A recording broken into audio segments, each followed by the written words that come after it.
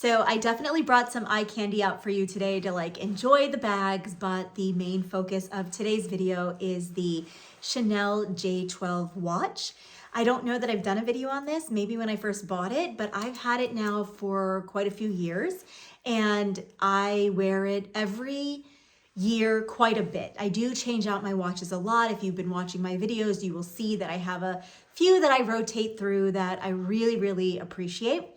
And probably out of all of the watches that are out there, I would put this watch and probably the Rolex Datejust in the Jubilee bracelet to be the most comfortable watches out there for day-to-day wear, though they are not my day-to-day wear ones. My day-to-day wear is typically the Chopard Happy Sport, which I think is the perfect size and very comfortable as well. But when you're really thinking about just like the comfort on your wrist, this one and the Rolex are super comfortable for day to day. The Rolex I don't wear because, you know, it's just, I don't know. I'll make a whole video on that. But this watch I cannot recommend enough. It is both mechanically perfect and also comfort-wise, it's there. The look is quite elegant. This one has the diamonds around as the numbers, so all around the face. You can get them that have diamond encrusted all around, diamonds in the center. They make new iterations of this. This watch has been around since 1999. It's called the J12 because it's named after a yachting culture, the J12 races, I want to say, or the J12 sailboats. J12 sailboats in the yachting culture, which is a race that happens every year. So it was designed for that. Forgive me for getting it wrong. I'm not a sailing person, though this past year I did do my first sailing trip with some friends, which is like super exciting. But I want to talk about this because it is an automatic movement. You can see that it also has the date mechanism. So you can adjust the day of the month on here. And it's got a seconds hand. And because it is a, you know, sports watch, you've got this element as well, not a tachometer, but a timer, I think is the correct way to say it. And, you know, for such a watch junkie that I am, you would think I know more about the mechanics, but really the most important thing for me when I buy a watch is whether or not it is an automatic watch, because I never want to have to replace the battery. And you can see, I mean, the movement here, they call it their caliber 6, but it is just incredibly highly accurate. I usually have to set it and then I get about 2 days worth of wear out of it before I have to like wind it up again. Or if I set it down for about 2 days, I can be like, pick it back up every other day, which is really great for those of you who do like to change watches out.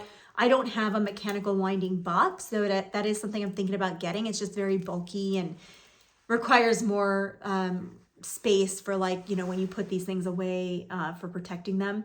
So, you know, that's the catch. But it's a ceramic watch, which again, comfort-wise is really lovely. But what is so nice about this ceramic, and you can kind of see how the window in my room and also the light that I'm using is reflecting off of the ceramic. And that is not just because it's a glossy ceramic. It actually has an almost oil slick-like or metallic-y like element to it, which I think is super beautiful when you're actually wearing it, because it gives like a metallic sheen. It just adds a little bit of character to the black ceramic, which is actually a patented unique thing for Chanel. It is incredibly durable. It's not your typical ceramic.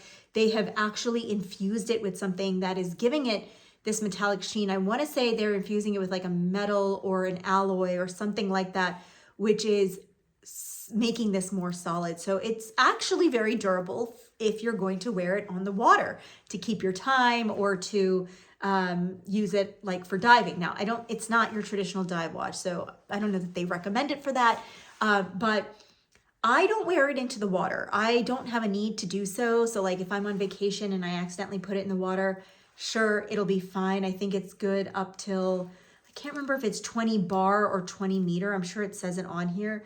Okay, so this is saying it's caliber 12.1 style mechanism. And so I misspoke when I said it was the 6 caliber. And yeah, there's a bunch of other stuff on here that you would think I would know, but I don't. It's a Swiss-made brand. So what's interesting about Chanel is they purchased this Swiss watchmaker and are using it exclusively for their watches. And so while it's not technically an in-house, it actually is, because they own the watchmaker who makes these mechanical movements for them, and also their quartz movements. So like, for example, they have a few other models that are quartz, which are just gorgeous. I just never reach for a quartz. I have a quartz Cartier watch, which I bought because it was a stealing deal at a secondhand shop. And it's kind of like a Reverso style, which is super cool. But I'll get to that. I'll do a watch video. Let me know in the comments if you like watches, and I will do more of a watch video.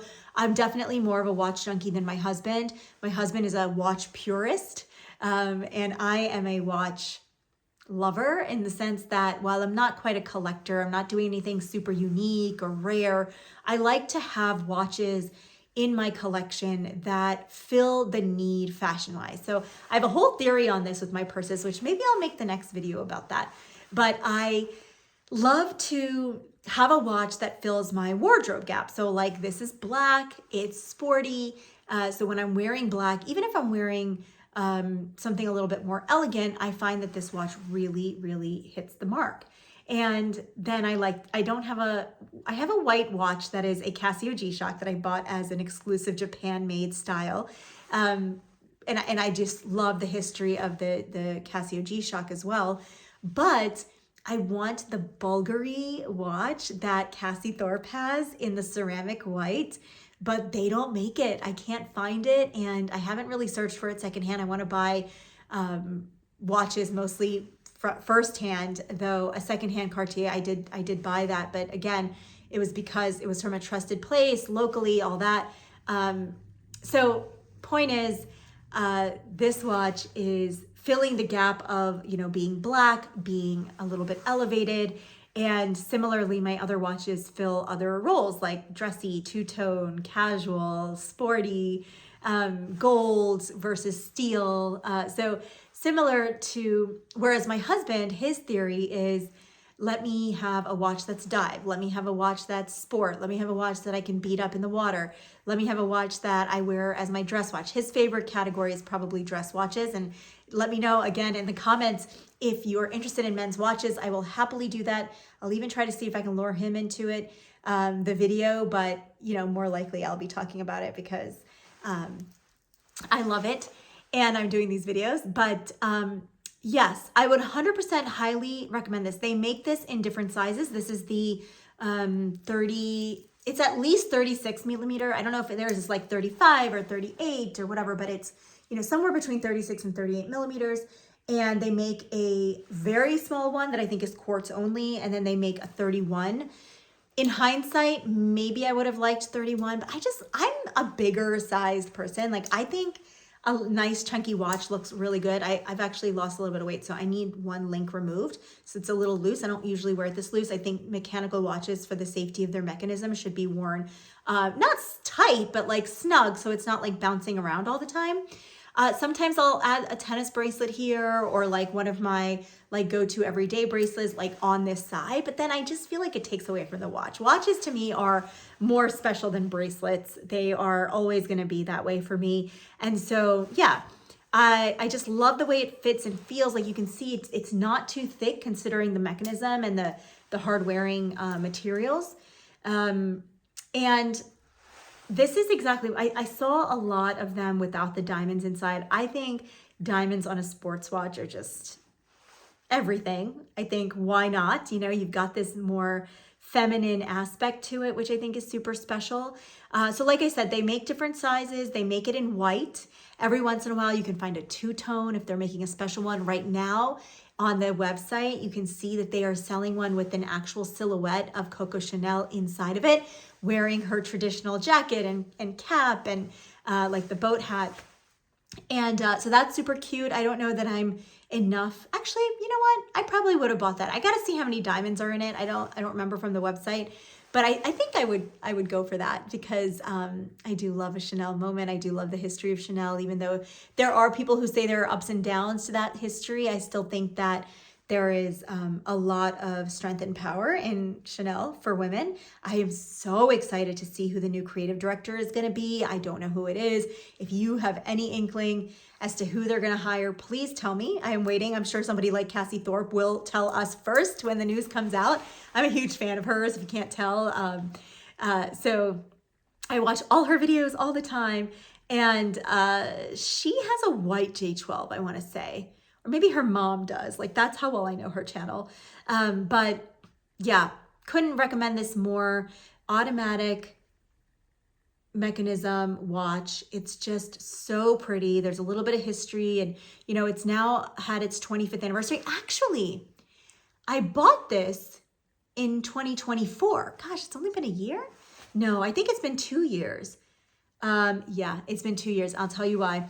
It was, maybe I'm wrong. Maybe it's only been a year. That doesn't sound right though, because I feel like I've had it for a long time.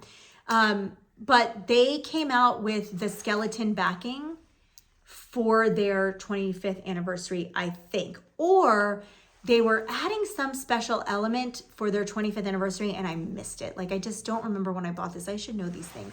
I have the receipts and stuff in here for someday, all that. But I definitely wanted to share this because I recommend it so much. I really find that for a women's watch, they have just knocked it out of the park as far as reputation, importance in the watch community. You know, I think there's definitely going to be the people who, and I watch all the watch videos too. So I know that there are people out there who are like, well, this is a fashion watch.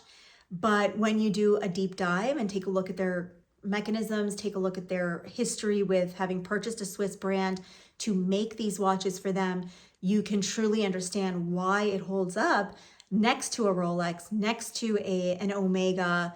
I mean, I put it up there with that as far as how well it works, how well it's made, and the history of like where they're making these. And so I think with that knowledge, it's important to me to, like, I would never buy like a Gucci quartz watch. I know that they also make their watches in Swiss. Like, the only other fashion watch probably, other than like, I know Bulgari, Cartier also fall into those, but they've kind of have more brand history with watches.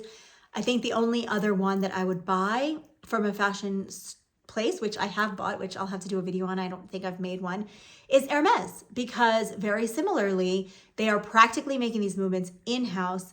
They are using the finest Swiss watchmakers, and the subsidiary companies that they're using for them are reputable. You know, they're sourcing their parts reputably. And so I think all of that is definitely part of why watches matter to me, and what matters to me in watches, not just that it has a logo or whatever. So like I said, I wouldn't really necessarily buy a watch from like Gucci or Valentino or some of these other places that come out with fashion watches, though they're really great. Like, you can't go wrong. They're probably beautiful. But mechanism, longevity, you know, not that I'm planning on selling any of my stuff anytime, but I definitely like to know that this is going to hold up the test of time. Like, you know, we have some old Omegas that still sell for like at least half their retail price, and they're like 20, 40, 50 years old. So there's something to be said about that. And I think the J12 on the secondhand market sells at about a 50%. I think probably newer, maybe more blingy models sell for a little bit more, or like closer to retail. But I think that's okay. Like, I think for what you're getting, like, don't buy this if you want to resell it. Buy it because it is a great women's sports watch. So now I'm just rambling. Thank you for watching. Please subscribe and like, and let me know what other things you'd like me to talk about, what other watches of mine you might want to see. And are you a watch person? Because I'd love to meet more women who like watches. So thanks.